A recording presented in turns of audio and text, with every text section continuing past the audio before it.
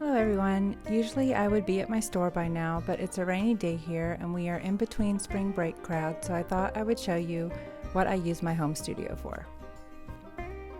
Before I had my store downtown, this is where I did most of my painting, but now it's where I do all my print packaging and order fulfillment.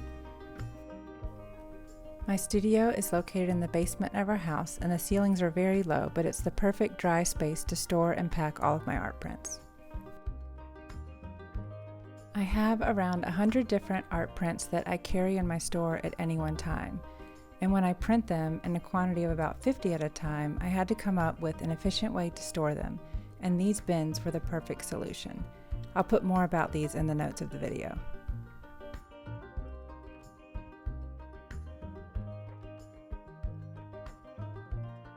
When I actually package the prints, I use a stiff backer board and glue a card to the back of each one. Once the cards dry, I put each print into a cellophane sleeve. Glancing at orders before I start, I can see how many of each print I need to package, and then I usually package a few more to replenish store inventory.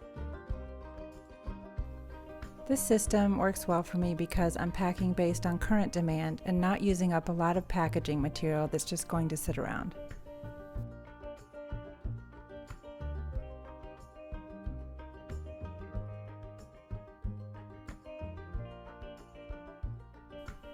I also have several sets of cards that I make for the store. I typically print 100 of each card at a time, and then they are sorted, folded, and boxed. The last step is to add a label to each box.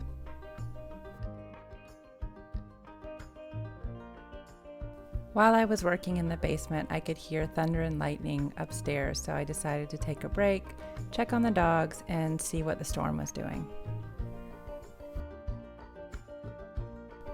You can usually see the mountains from this view, but it was very foggy because of the storm, but I love that because it makes the house seem really cozy.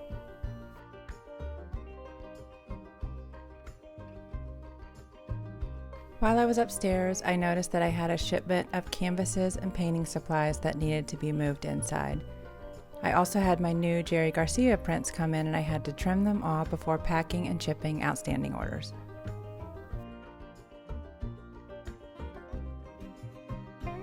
This is an 8x10 size print that I'm packaging, and I purchased the backer board from a company called Clear Bags.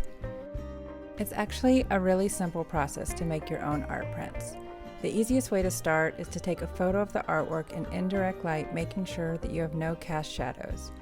You can just use a good camera phone for this and simply edit the photo in a free app like Snapseed.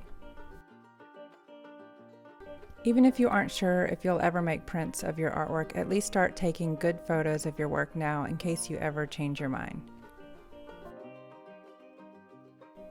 I use several different printing services for my prints, cards, and stickers. MPix, Canva, Vistaprint, as well as a few local print houses. Over time, I have created this space to work exactly as I need it to, with all my shipping supplies and labels readily available. It's nice to have all different sizes of packaging figured out for each product ahead of time. I use stay flat mailers for smaller prints and mailing tubes for the larger ones. Over the years, I've added a TV, electrical outlets, lighting, and a lot of shelving to make it a space that I really enjoy being in. And how cute is this wood label dispenser that I just got?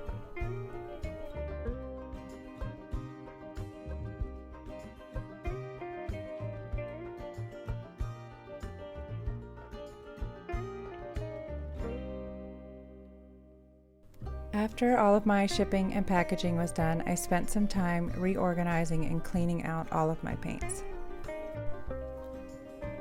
I have a hard time letting go of paints from old projects and murals, but at some point they do tend to dry out, so I did get rid of all of those.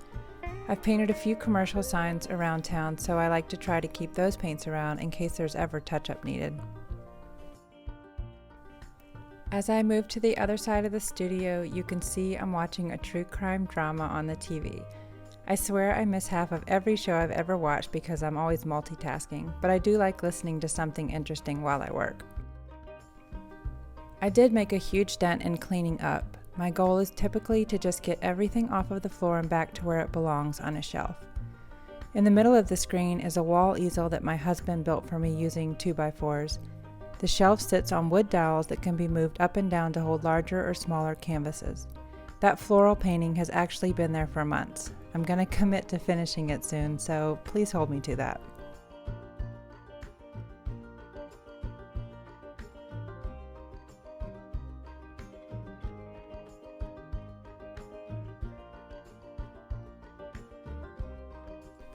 I finally got around to some of the boxes that have been piling up for restocking. I usually unpack all of my smaller canvases onto shelves so I can quickly see what I have in stock and what I need to reorder. If I don't do this, I tend to accidentally order sizes that I already have an abundance of.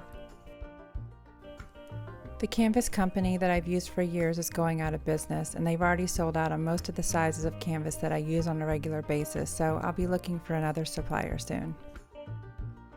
In the back corner of the studio, my husband built me this simple rack from 2x4s that holds bins and large canvas boxes off of the ground.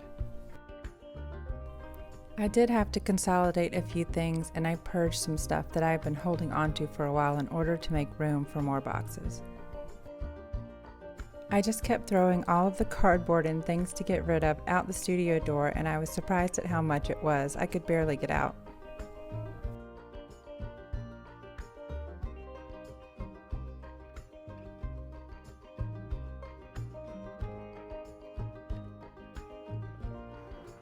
I love the door to my studio. I painted all of these art quotes on there years ago, and it's a good contrast to my collected thrift store art. As I was going through things, I found this old portrait of my mother from the early 90s. When we moved from my childhood home, she was throwing almost everything out, and I grabbed this from the trash pile. She'll be so surprised. Sorry, Mom, I kept it. I'm glad it was a stormy day. I ended up getting a lot done that I'd been putting off. I always feel so much better and more creative when everything is organized and in its place. And here's what the studio looked like when I was done.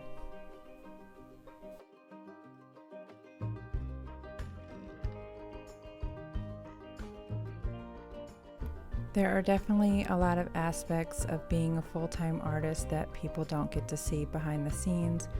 So hopefully this gave you a little insight into just a random day when I'm packing prints and packing orders. Thanks for watching, and please subscribe and like this video, and I'll be back soon.